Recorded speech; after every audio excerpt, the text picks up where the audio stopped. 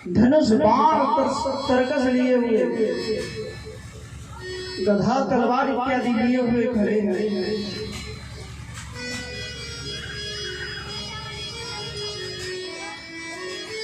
अर्जुन कह रहे हैं,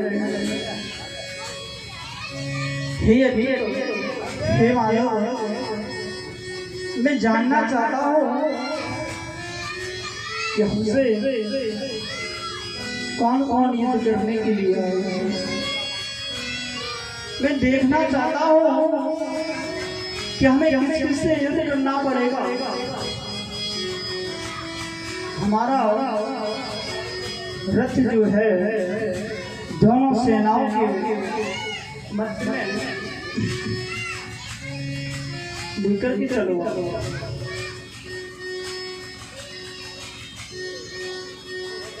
अर्जुन ने दोनों सेनाओं के मध्य में जब रथ पहुंचा है, देखा है गुरु द्रोणाचार्य जी खड़े हैं, भीष्म पितामह खड़े हैं, दुर्योधन खड़े हैं, बड़े बड़े महारथी।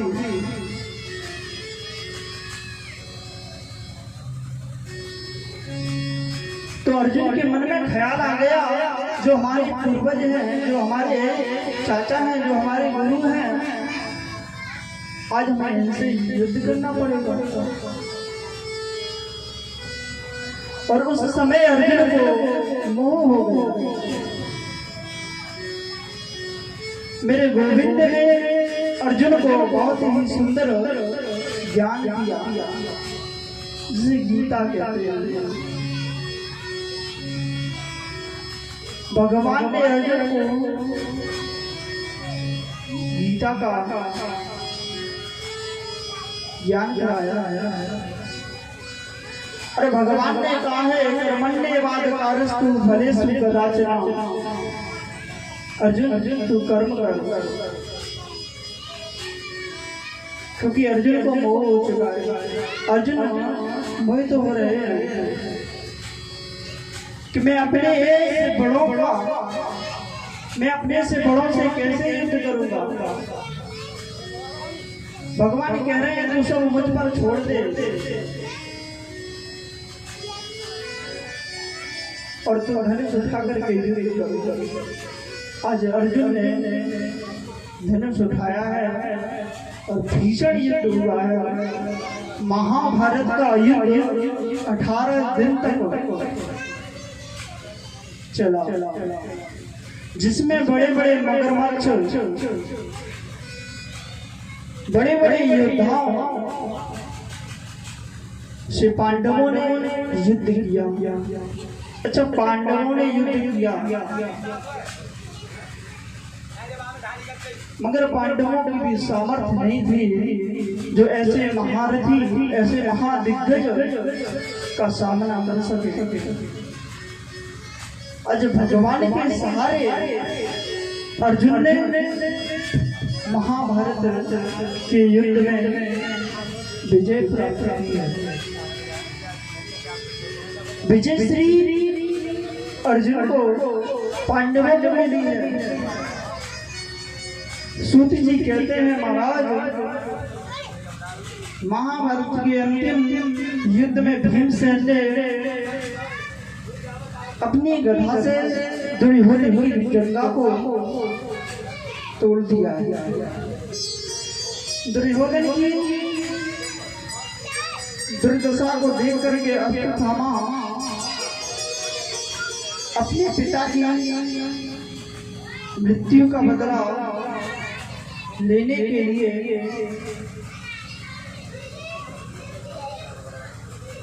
दुर्योधन के पास में आया और कहने लगा, मित्र, इस तरह से आप दुखी मत हो, जिन्होंने तुम्हारा ये हाल किया है।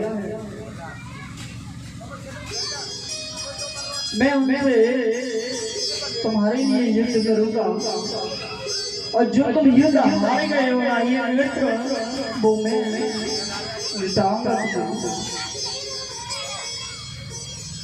दुर्योधन कह रहा है, बड़े बड़े महारथी सूर्यवीर चाहिए थे, नहीं जीता गया है तो अश्वत्थामा कैसे युद्ध को जीत सकता है।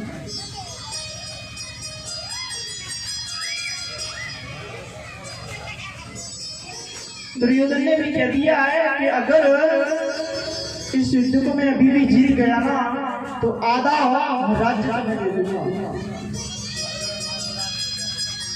अश्वत्थामा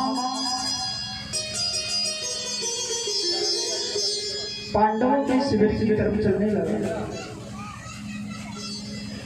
आज पांडवों को जब विजय श्री मिली है तो पांडव भगवान से जान जाते। आज पांडवों को भगवान,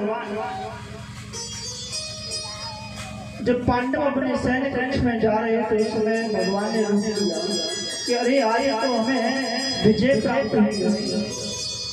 आज महाराज युधिष्ठिर को राज मिला है तो आज की रात्रि तो उत्सव की रात्रि है।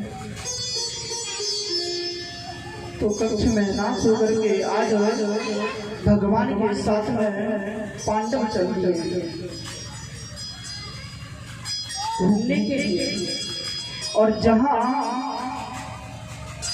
पांडवों को सुना था, जिस कक्ष में पांडव सुने जा रहे थे उस जगह उनके पांडवों के पांचों पुत्र आकर के सुने।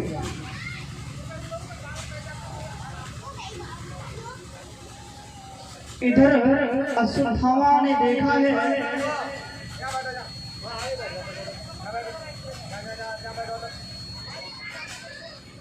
अंधेरी रात में उसे नहीं दिखा और पांचों पांडवों के पांडव समझ करके उनके पुत्रों का सिर काट करके उसी रात लेकर के दुर्योधन को दे दिया। दुर्योधन को जब लाकर के दिया तो दुर्योधन ने कहा कि हमें सबसे पहले भीम का सिर दे। भीम का सिर दुर्योधन ने मांगा तो ज्यों ही दुर्योधन भीम का सिर हाथ में पकड़ता है तो देखता है कि ये दुर्योधन हो ही नहीं सकता,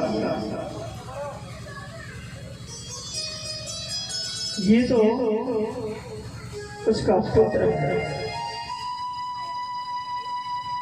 और दुर्योधन के मन में अति विषाद, पहले तो बहुत ही खुश हुआ कि जिस काम को हम अनेक प्रयास करके भी नहीं कर पाए उसको अश्वत्थामा ने कर दिया तो अति प्रसन्न है। जैसा अब प्रसन्न हुआ है अभी प्रसन्न हुआ ही नहीं।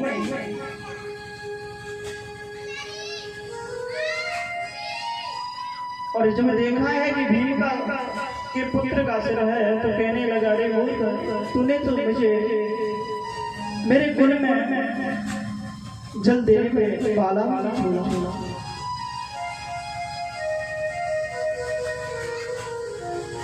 तो दुखी हो गया और हास और दुख दोनों साथ में दुर्योधन के एक साथ में हुए हैं।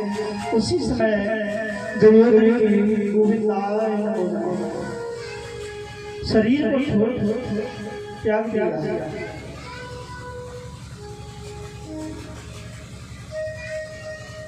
इधर द्रौपदी को जब पता चला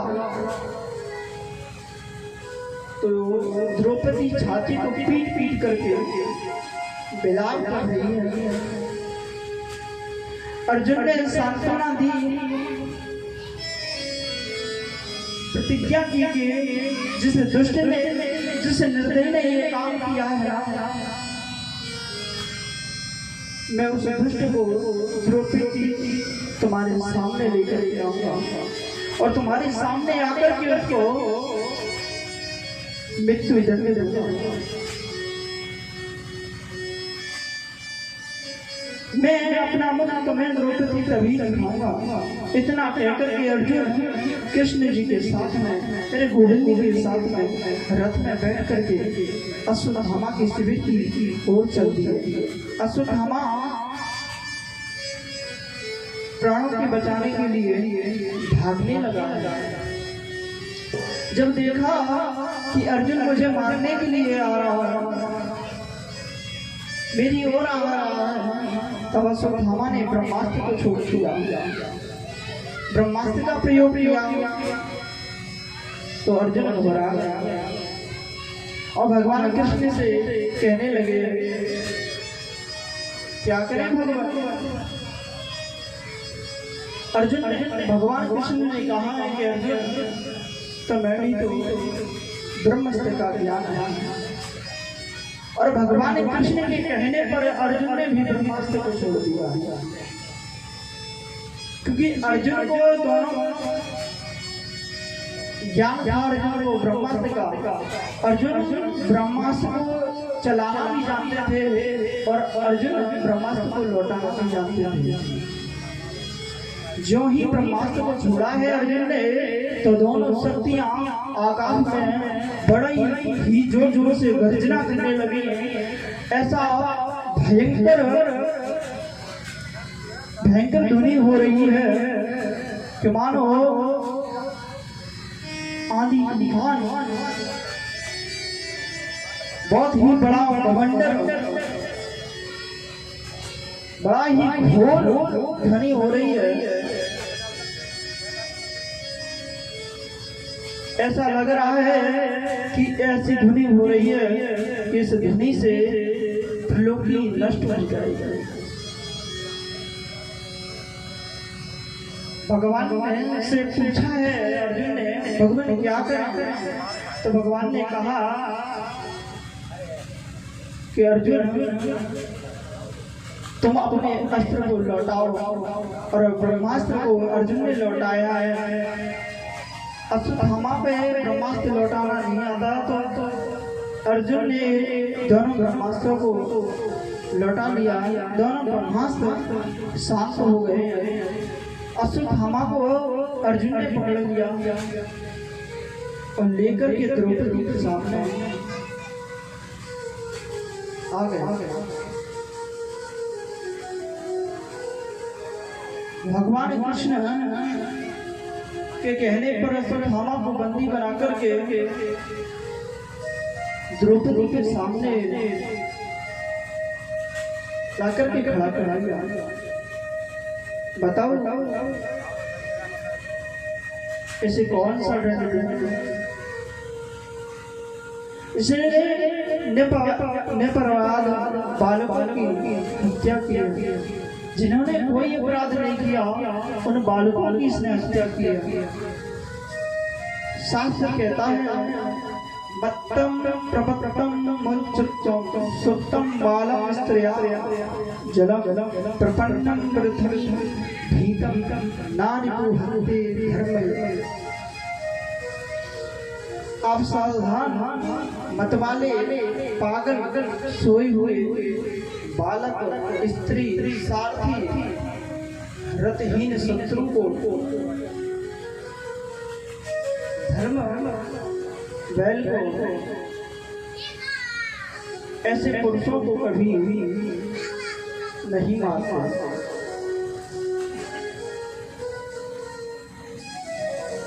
और इसने सोते हुए बालकों की हत्या की है, इसलिए इसका यही वध करना। अर्जुन कह रहे हैं द्रौपदी के सामने मारने की प्रतिज्ञा अर्जुन ने की, इसलिए द्रौपदी ने कहा कि मुंचताम ऐसाम रावणो नेत्रांगो। द्रौपदी कहने लगी छोड़ दो स्वामी, ये तुम्हारे गुरु का पुत्र है। मैं नहीं चाहती कि जिस गुरु ने तुम्हें शिक्षा दी मैं नहीं चाहती कि मेरे जैसी एक और माँ अपने पुत्र के लिए दुखी हो, इसे छोड़ दो। ये तुम्हारा गुरुपुत्र है। हे प्राणनाथ, मगर अर्जुन नहीं मानता।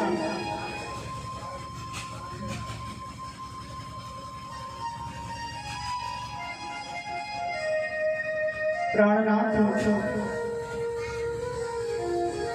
तुमने गुरु जी से विद्या, तुमने ज्ञान लिया है गुरु जी से,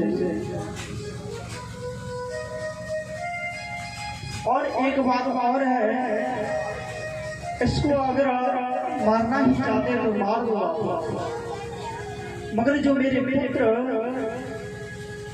जो जिनका बल हो गया वो लौट करके तो आने वाली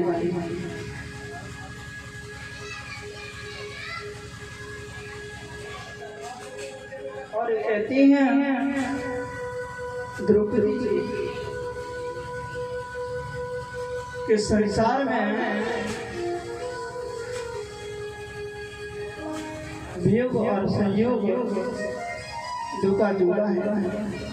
शायद भगवान ने हमारे पुत्रों को पुत्र सुख हमारे इतने दिन के लिए दिया हुआ।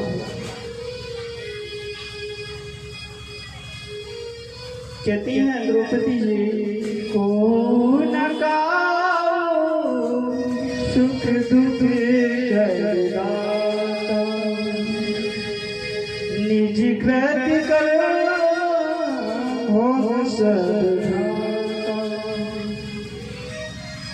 कोई किसी को सुख और दुख देने वाला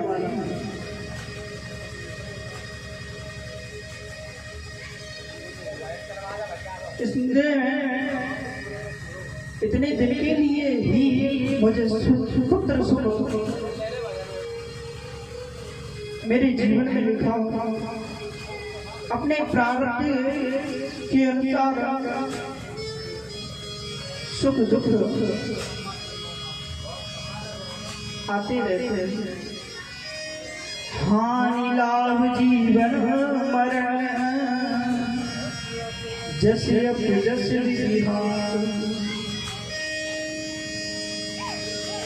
हानि लाभ जीवन मरण विधाता के हाथ में, किंतु इन परिस्थितियों में दुखी होना या क्या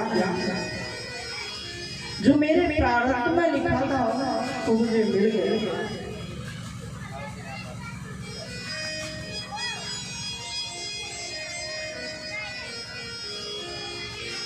आज युधिष्ठिर महाराज कहने लगे द्रौपदी कह रही है, ठीक कह रही है, छोड़ दो। द्रौपदी कह रही है इसको छोड़ दो, मगर अर्जुन ने तो प्रतिज्ञा कर ली है। अर्जुन प्रतिज्ञा कर चुके हैं कि मैं इसे मारूंगा, मैं इसे छोड़ नहीं सकता।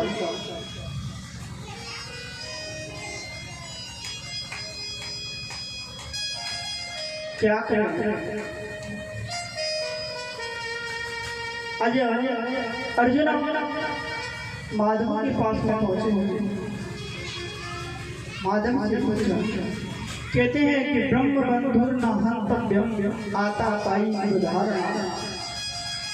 ब्राह्मण कैसा भी हो वध करने योग्य नहीं, और बाल हत्या कैसा भी हो उसे छोड़ना नहीं चाहिए। भगवान कृष्ण कह रहे हैं। अर्जुन कहने लगे तुम्हारे जैसे सलाहकार अगर दो चार और हो जाए ना तुम्हारी तो रहेगी आराम। दुविधा में डाल दिया आपने भगवान।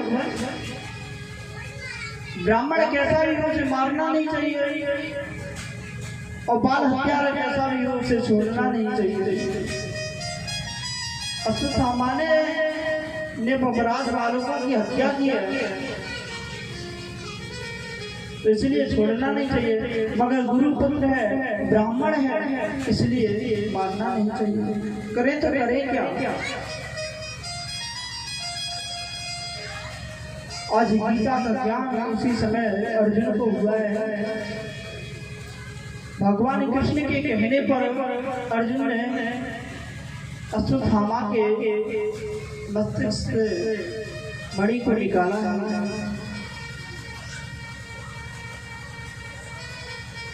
और धक्के मार करके आधे सिर की चोटी को काट करके धक्के मार करके निकाल दिया। कहते हैं बड़े लोगों के प्रसिद्ध जनों के अपमान करना ही एक बदि के समान हो जाता है। और छोड़ दिया, धक्के मार करके निकाल दिया।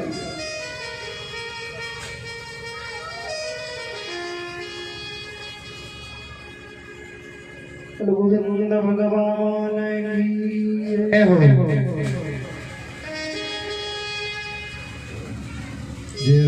की अश्वत्थामा चला गया है। भगवान अपने शिविर में आए।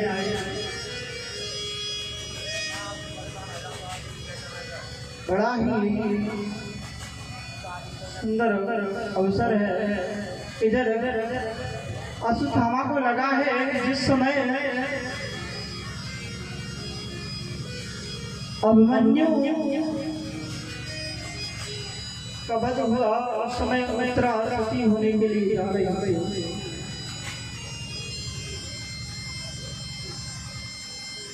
तो उसे सती नहीं होने दिया अपने पति के साथ में, क्योंकि उसकी कोख में पांडवों का कुल दीपक था।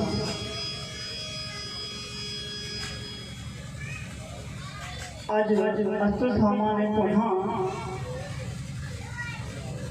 ब्रह्मास्त्र का प्रयोग किया है और सीधा उत्तरा के गर्भ में जाकर के लगे।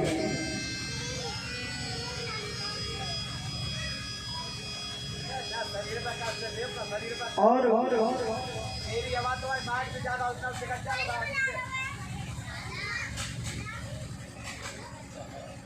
उत्तरा को जब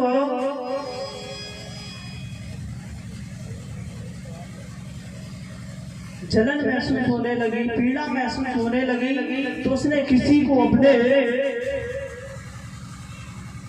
नहीं, किसी के पास में नहीं गई।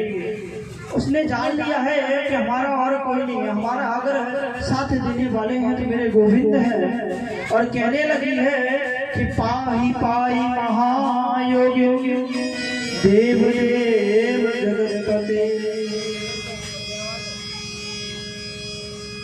हे गोविंद मेरी रक्षा करो।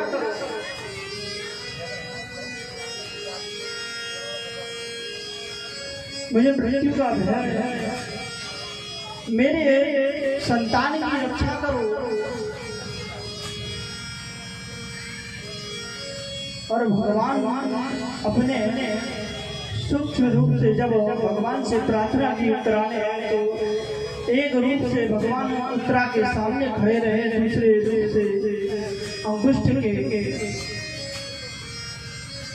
छोटा रूप, अंगुष्ठ से भी छोटा रूप बना करके उत्तरा के गर्भ की रक्षा की भगवान।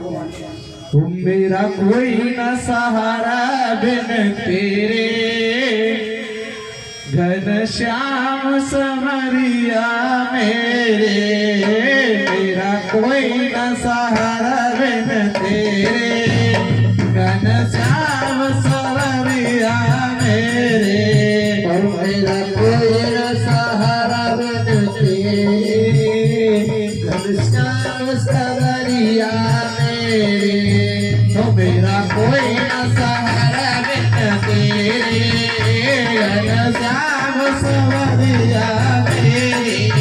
मेरा कोई न सहारा बिन तेरे, घनश्याम समरिया मेरे। घनश्याम समरिया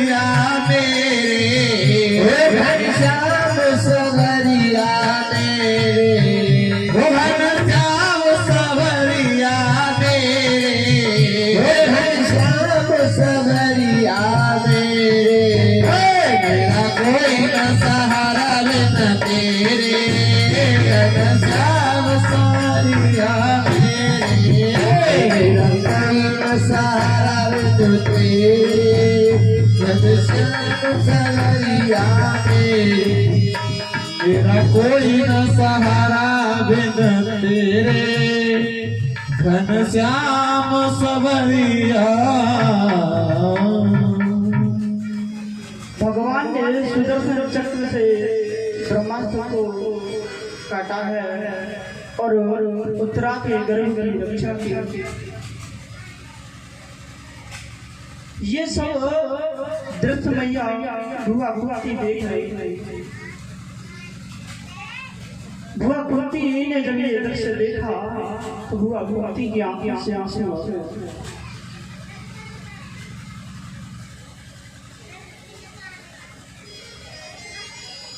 और कहने लगी भुआ कुंती, बड़ी ही भुआ कुंती ने भगवान कृष्ण की सुंदर स्तुति की। कृष्णाय वासुदेवाय देवकी नंदनाय च नंद गोप कुमाराय गोविंदाय नमो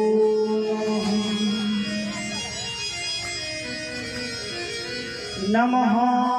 पंकजनाभाय नमः पंकजमालिने नमः पंकजनेत्राय नमः पंकजांगने। हे गोपाल, हे गोविंद, तुमने मेरे पुत्रों की बहुत अच्छा किया। मेरे पुत्रों का तुमने बहुत सहयोग दिया। मेरे पुत्र नहीं जान पाते इस बात को कि वसुदेव कुलभूषण नंद नंदन मेरे आराध्य मेरे कृष्ण भगवान मेरे बच्चों पर तुमने जो कृपा की है,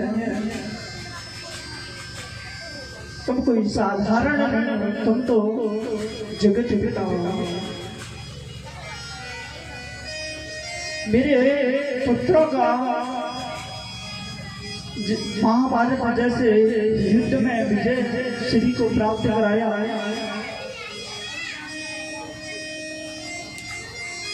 उत्तरा की गर्भ की तुमने रक्षा की भगवान, तुम्हारी जैसी दयालु की। जब इस प्रकार से भुआ कुंती ने भगवान कृष्ण की स्तुति की तो भगवान कृष्ण ने कहा, भुआ कुंती,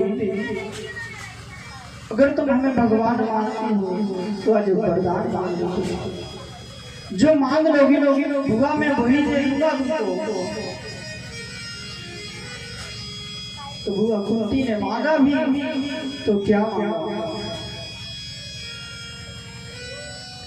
आजकल कोई नहीं मान सकता जो भुआ कुंती ने मांगा। पता है क्या मांगा भुआ कुंती ने?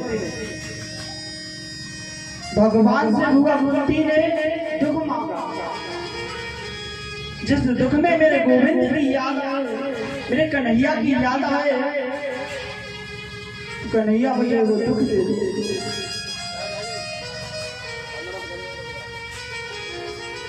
कहते हैं कि सुख के माथे सिल परे जो हरि हृदय से जाए, बलहारी बात की पल पल नाम लिवाए।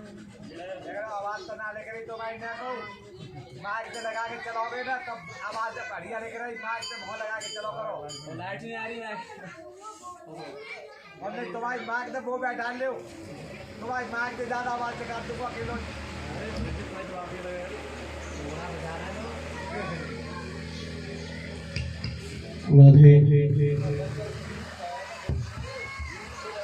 दुखों से अगर चोट खाई न होती तो मुरलीधर तेरी याद आई न होती। कन्हैया को मैं नहीं जान पाती, कुंती कह रही है इस बात को।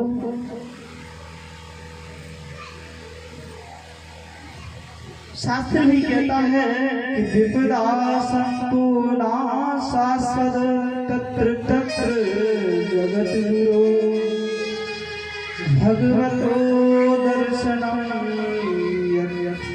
स्यात् दर्शन दुर्लभम्।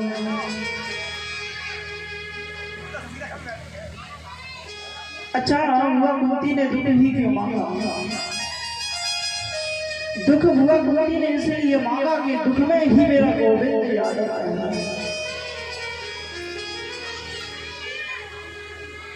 अब हुआ कुंती सोचती है कि हमारे गोविंद की हमें याद आती है।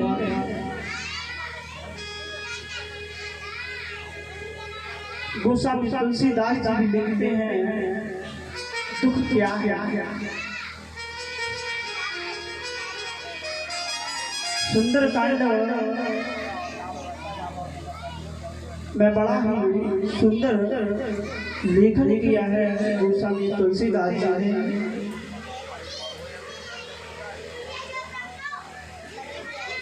सुख और दुख क्या है, जिसमें गोविंद की याद आए उससे बड़ा कोई सुख नहीं। और जिस सुख में हम गोविंद को भूल जाएं इससे बड़ा कोई दुख नहीं।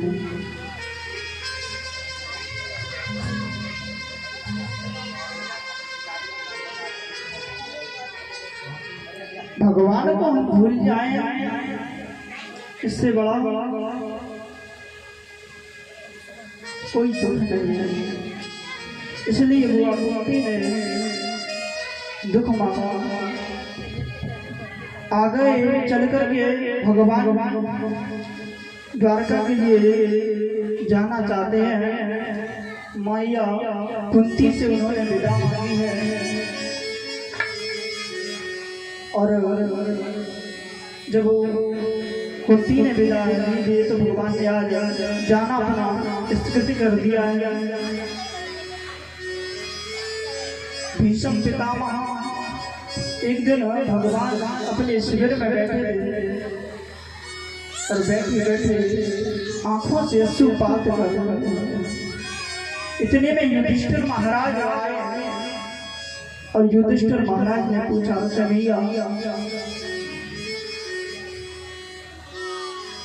दुनिया चिंतन तुम्हारा करती है, तुम किसका चिंतन कर रहे हो? किसकी याद में तुम्हारे आंसू निकल रहे हो? तो भगवान ने कहा जो भक्त मुझे याद करता है मैं भी उसको याद करता हूँ।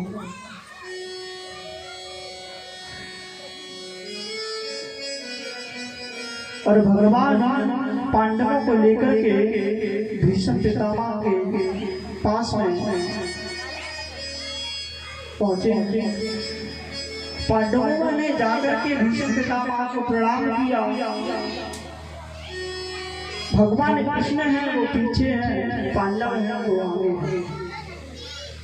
भीष्म पितामह ने पहाड़ों की सैया पे पड़े हुए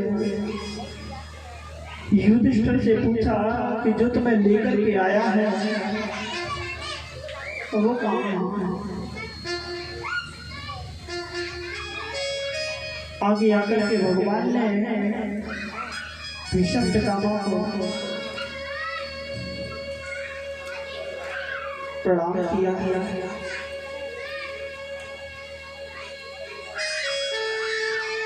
और भीष्म पितामह से ज्ञान दिलवाया। क्या कहा है कि ये राज्य को कैसे चलाएंगे कि राज धर्मान मोक्ष धर्मान विभाग राज धर्म के बारे में भीष्म पितामह से सुंदर शिक्षा पांडवों ने ली।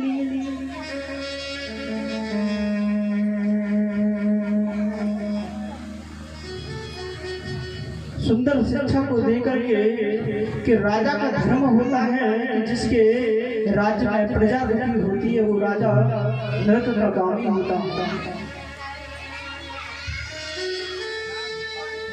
जासुराज प्रिय प्रजा खारी शोक अवस नरक अधिकारी।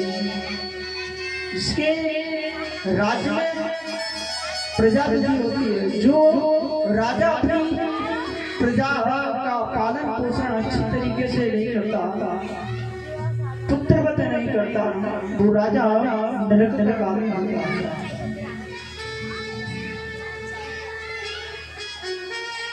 बहुत ही सुंदर भीष्म पितामह ने पांडवों को ज्ञान कराया। शरण में आए तो कभी छोड़ना नहीं चाहिए। और भीष्म पितामह ने भगवान से प्रार्थना की है, पांडवों से कहा कि मेरे गोविंद से कुछ मैं बात करना चाहता हूँ। आज भगवान कृष्ण और भीष्म पितामह का सुंदर उपाख्यान शुरू हुआ। बड़ी ही सुंदर भीष्म पितामह ने स्तुति की है, इसे भीष्म स्तुति कहते हैं। सुंदर स्तुति की है। और भीष्म पितामह ने कहा है,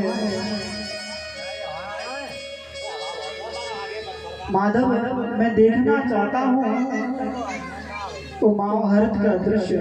भगवान को कहने लगे कि वो तो अब बीत गया, अब वो दोबारा नहीं होगा। मगर बार बार भीष्म पितामह के कहने पर भगवान ने वो सुंदर दृश्य दिखाया है। वही घोड़ों की हिननाट, मारो काटो की आवाज होने लगी है।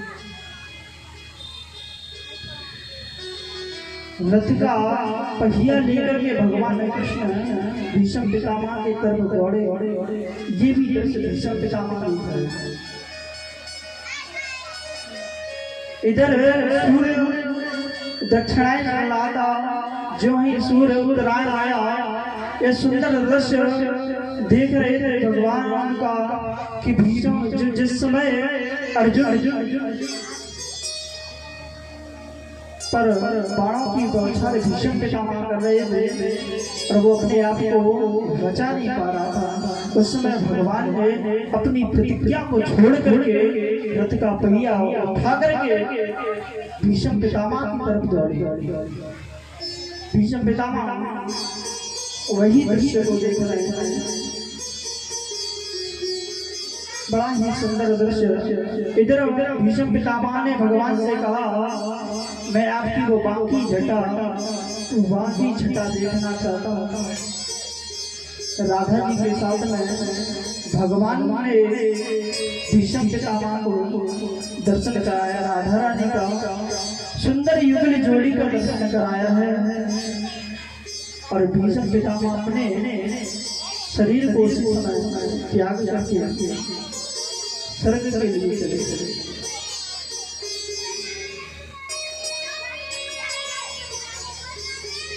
पांडवों ने यथोचित संस्कार किया है।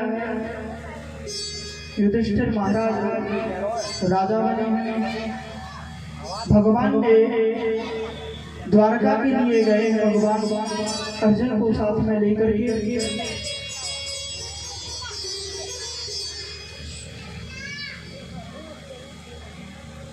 पुनः भगवान कृष्ण को पता चला है कि बुआ कुंती के यहाँ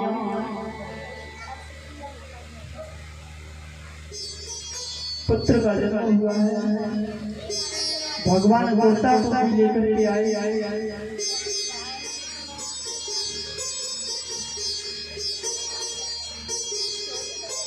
जिस समय परीक्षित जी का जन्म हुआ है तो परीक्षित जी चारों तरफ देख रहे हैं। जिसकी गोद में जाते हैं उसी को देख रहे हैं, जिसकी गोद में देते हैं उसी को देख रहे हैं। भगवान कृष्ण और बलराम आए थे उनकी गोद में। परीक्षित चारों तरफ क्यों देख रहे हैं? वो शिशु बालक चारों तरफ क्यों देख रहा है? पश्चात यदि चारों तरफ देखने से ना इनका परीक्षित पड़ा है और भगवान की गोद में जब परीक्षित जी आए हैं तो कहने लगे, परीक्षित जी के मन में भाव आया है कि यही तो है वो मुरलीधर जिसने मेरी गर्भ में रक्षा की। उनको देख करके परीक्षित जी मुस्कुराने लगे, हंसने लगे।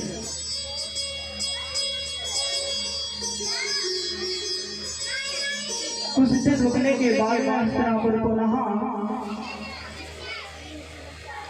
भगवान ने विदा मांगी है कुंती से। भगवान द्वारका के लिए गए। अर्जुन को वापिस किया है। इधर भगवान कृष्ण का जो यज्ञ था बहुत ही बड़ा था। भगवान ने यज्ञ किया है। उस यज्ञ के माध्यम से यज्ञ करने के बाद भगवान के पुत्रों को यदुवंश को श्राप लगा और आपस में चाचा भतीजे भतीजा चाचा को गाली देनी, आपस में युद्ध होने लगा। सारा यदुवंश नष्ट हो गया, आपस में लड़मड़ कर दिया। जो कुछ बचे भगवान कृष्ण ने अर्जुन से कहा कि अर्जुन इनको लेकर के या तो मथुरा या हस्तिनापुर चले जाओ। जब अर्जुन को भगवान ने लौटा दिया, इधर भगवान कदम के नीचे पैर पे पैर रख करके लेटे हुए हैं। बहीजिए ने बाण मारा। बलराम जी को लगा है कि भगवान कृष्ण अपनी माया को समेट रहे हैं, अपनी लीला का संपूर्ण कर रहे हैं। बलराम जी जल में जाकर के ध्यान हो रहे हैं। भगवान भी अपने साकेत धाम को चले गए। वो तेज पुंज साकेत धाम गया और साकेत धाम से वापस लौट करके आया है। भागवत जी में विराजमान साक्षात कृष्णमय है श्रीमद् भागवत। इधर जब अर्जुन लौट करके आई तो अर्जुन का उदास है। युधिष्ठिर महाराज ने पूछा है कि अर्जुन तुम्हारा मुख उदास क्यों है? तुम्हारे मुख का जो तेज है वो कहाँ चला गया? क्या तुमने किसी ब्राह्मण का वध कर दिया है? क्या तुमसे और कोई भूल हुई है या तुमने फिर किसी अगम्य स्त्री का संग कर लिया? तुम्हारा मुख का जो तेज है वो क्षीण नहीं कर सकता। आज अर्जुन ने बताया है कि जो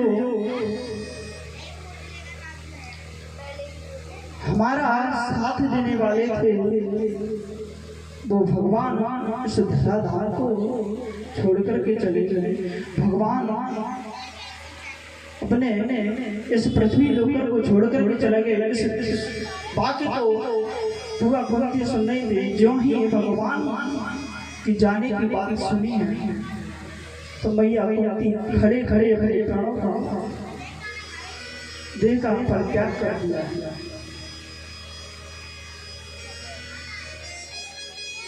युधिष्ठिर महाराज ने अपने पौत्र परीक्षित को राजगद्दी दी है और पांडव भी स्वर्गारोहण के लिए चले गए। जिस समय परीक्षित जी को राजगद्दी दिया और कहा अपने परीक्षित जी ने कहा मैं तो बाबा मैं अभी बहुत छोटा हूँ, अभी राज का संभालने लायक नहीं हुआ।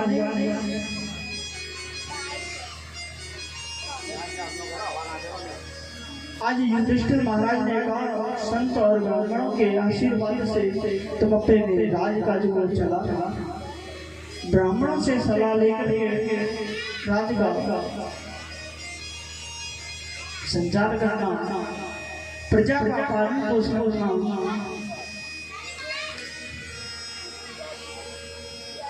और स्वर्गारोहण के लिए चले गए हैं।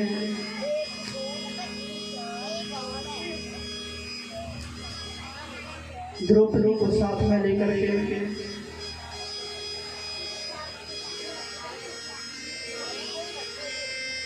महाराज इधर परीक्षित जी ने अपने राज्य को बड़ी ही सुंदर तरीके से, बड़ी ही अच्छे ढंग से राज्य को संभाला है। राज्य को चलाने लगे हैं सुंदर ढंग से। नित्य यज्ञ होते, नित्य ब्राह्मण को दान दिया जाता है। बड़े ही अच्छे ढंग से परीक्षित जी महाराज यज्ञ करते हैं।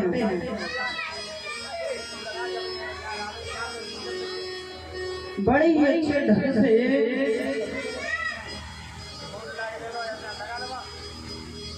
चारों तरफ खुशहाली ही खुशहाली है महाराज परीक्षित के राज्य में।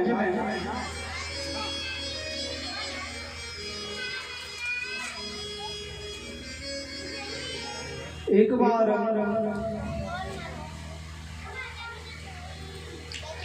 जो राजा कभी शिकार खेलने नहीं जाता था,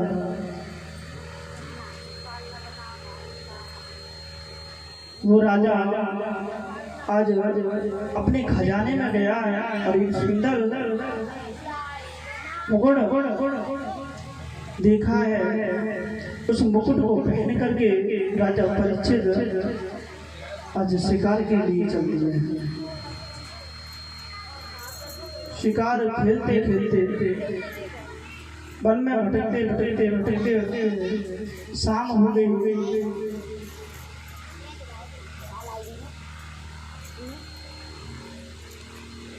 जब इन्हें कहीं शिकार नहीं मिला तो एक आश्रम में जाकर के देखा है, शाम का समय है। परीक्षित महाराज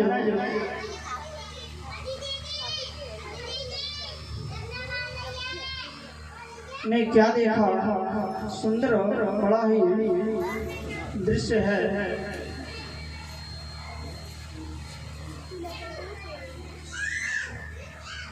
गाय और बैल आपस में बातें कर रहे हैं और एक काला काला पुरुष है वो पीछे से आ रहा है।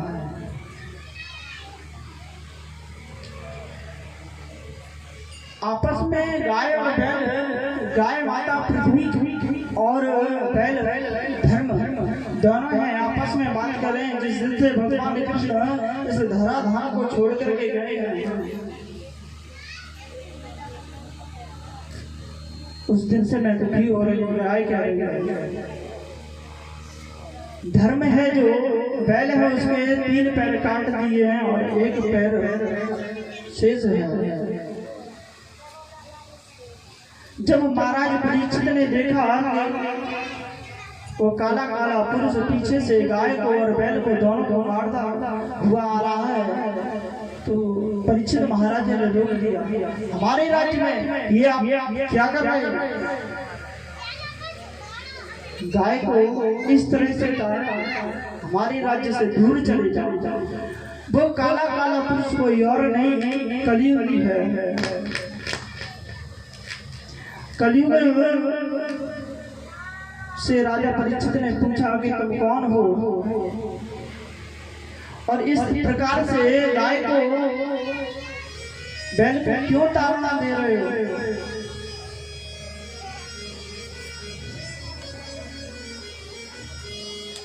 तो कलियुग ने कहा है कि हम 4 भाई हैं। सतयुग त्रेता, द्वापर, कलियुग, तीनों भाइयों ने अपना अपना राज्य काज बड़े ही अच्छे ढंग से चलाया। अपना समय बड़े ही अच्छे ढंग से, और मेरा समय आ गया है।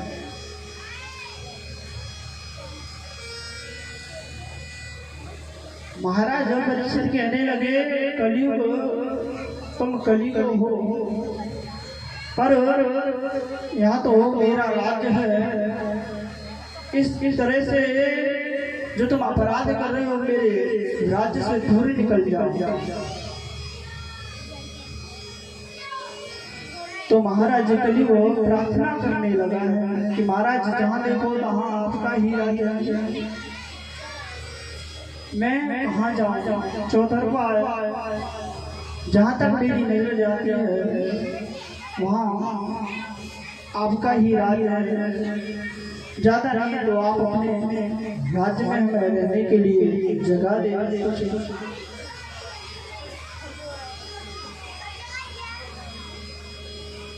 तो परीक्षित महाराज ने कहा कि तुम्हें हम अपने राज्य में जगह देते हैं, तुम्हारे अंदर इतने अवगुण भरे हुए हैं। जब ज्यादा उन्होंने मैंने कहने लगा है, इधर परीक्षित महाराज ने पूछा तुम्हारे अंदर अगर कोई गुण हो तो मैं तुम्हें राज्य में जगह दूंगा। तो कलियुग ने कहा, कलियुग काय परम प्रताप, कलियुग काय परम प्रताप,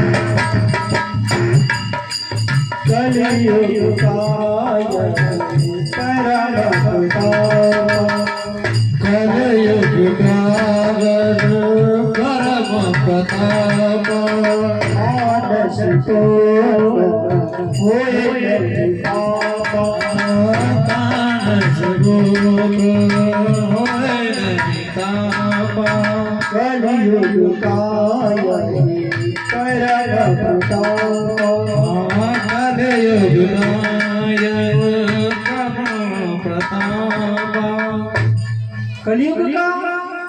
कलियुग में व्यक्ति को, कलियुग बोला कि मेरे पास मेरे अंदर जो गुण है, कलियुग में मनसा पाप नहीं लगता किसी को।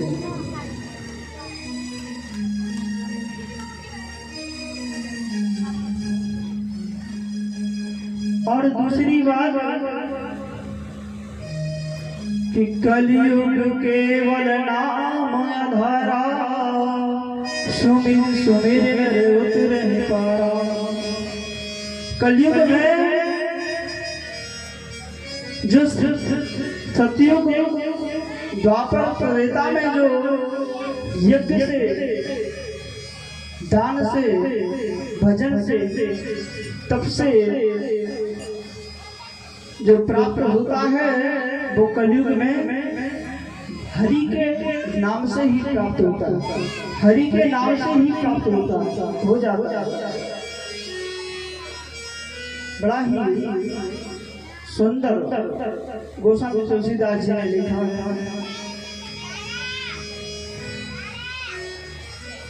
कि कलियुग में भगवान का नाम सब कुछ देने वाला है। कि कलियुग केवल नाम धारा, सुमिर सुमिर नर उतरे पारा। भगवान का नाम सुनने मात्र से व्यक्ति भवबंधन से मुक्त हो जाएगा। ऐसा सुंदर जब देखा है तो राजा परीक्षित को दया आ गई कलियुग पर, और कलियुग को 4 जगह वास दे दिया।